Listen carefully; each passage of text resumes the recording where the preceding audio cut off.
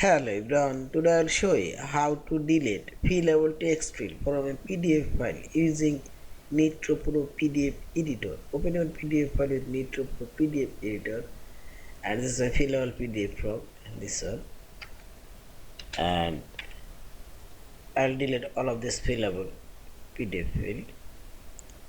Now click on this form option, and here you will find this select field option. Click here.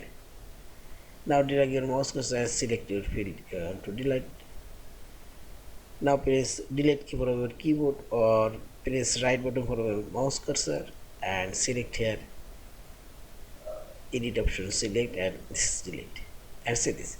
Also you can delete one by one. Select and press delete key from your keyboard and this one also, and see this. There is no fillable field here. Now finally select this file option, save or save as a PDF file. Thank you for watching. Please subscribe, like, share, and comments.